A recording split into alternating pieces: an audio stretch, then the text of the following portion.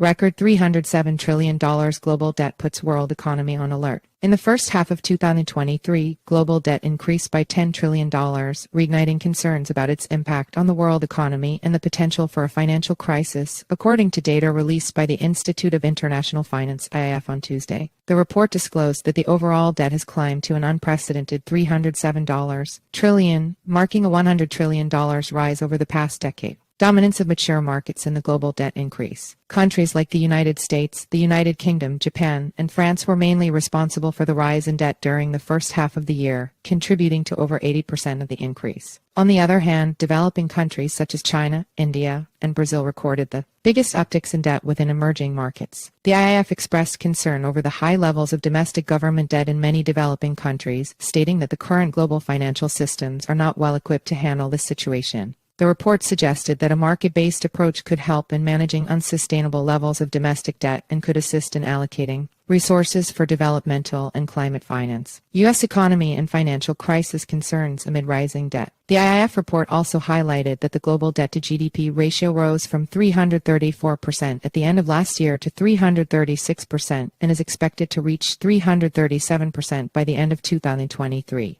These increases are primarily due to large government budget deficits. This level is still below the peak of 362% reached in the first quarter of 2021, however. Imre Tiftik, the IIF director, attributed the brief decline in the global debt ratio over the past 2 years to a sudden increase in inflation, which allowed many countries and corporations to reduce their debt relative to their local currencies. In a somewhat positive development, the report noted that household debt in mature markets has decreased to its lowest level in 2 decades during the first half of 2023. The report suggests that if inflation continues in these markets, the stable financial condition of households, especially in the United States, could serve as a buffer against future interest rate increases. Federal Reserve's interest rate strategy. The Federal Reserve, which has increased interest rates by over 5 percentage points in the past 18 months, opted not to hike rates in its September meeting, but hinted at another possible rate increase before the year's end. Alexandra Wilson-Elizondo, Deputy Chief Investment Officer of Multi-Asset Strategies at Goldman Sachs Asset Management, stated that the Federal Reserve's latest stance was more cautious than anticipated. She noted that the main challenge for the central bank is to maintain its credibility in fighting inflation.